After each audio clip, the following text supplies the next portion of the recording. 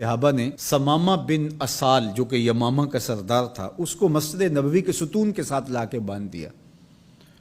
تو آقا کریم علیہ السلام تشریف لائے تو دیکھا کہ ثمامہ بن اسال بندھا ہوا ہے، یمامہ کا سردار ہے، اسلام کا بدترین دشمن تھا اور بہت زیادہ اس نے اسلام کو نقصان بھی پہنچایا۔ آقا کریم نے کہا کہ ثمامہ کیا حال ہے؟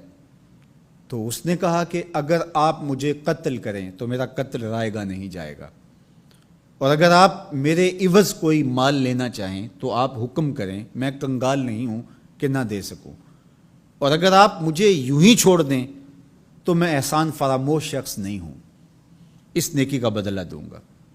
حضور علیہ السلام نے کچھ نہیں کہا اور چلے گئے۔ دوسرے دن حضور پھر تشریف لائے اور پھر کہا کہ ثمامہ سنا کیا حال ہے؟ اس نے یہی باتیں دوبارہ کی کہ اگر آپ مجھے یوں ہی چھوڑ دیں تو مجھے احسان فراموش نہیں پائیں گے، خاندانی شخص ہوں، اس کا بدلہ چکاؤں گا، اور اگر آپ میرے عوض کچھ لینا چاہیں تو کوئی کنگال شخص نہیں ہوں کہ کچھ دے نہ سکوں، اور اگر آپ جو ہے وہ مجھے قتل کر دیں تو کوئی معمولی شخص نہیں ہوں کہ میرا قتل یوں ہی بھلا دیا جائے گا، اس کے بدلے میں خون کی ندیاں بہیں گی۔ حضور پھر خاموشی سے گزر گئے۔ تیسرے دن حضور پھر آئے اور کہا ثمامہ کیا حال ہے؟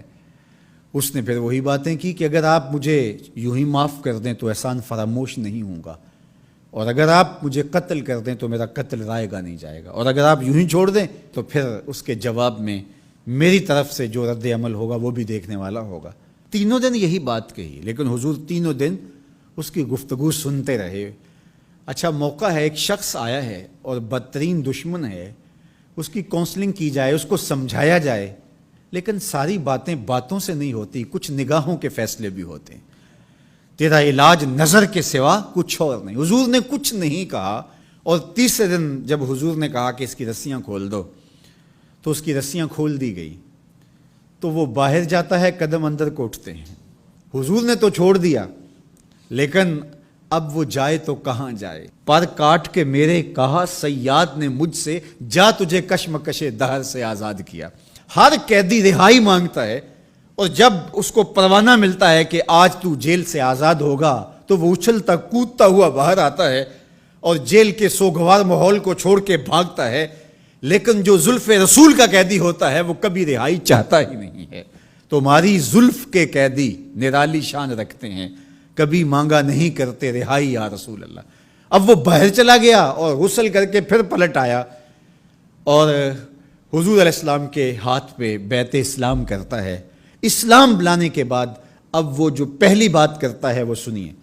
وہ کہتا ہے حضور مجھے سب سے زیادہ اگر کوئی برا دین لگتا تھا تو وہ دین اسلام تھا، لیکن اب میری کیفیت قلب یہ ہے، جتنا پیارا دین دین اسلام لگتا ہے کوئی اور دین ہے ہی نہیں، اور جتنے بھی دنیا پہ شہر موجود تھے مجھے شہر مدینہ ان میں سے معاذ اللہ اچھا نہیں لگتا تھا، لیکن اب میری کیفیت یہ ہے جنوں ویکھ کے اکھیاں ٹھر دیاں نے، جنوں ویکھ کے ٹھردا سینہ ہے، ربا تیری ساری خدائی وچوں بس اکو شہر مدینہ ہے۔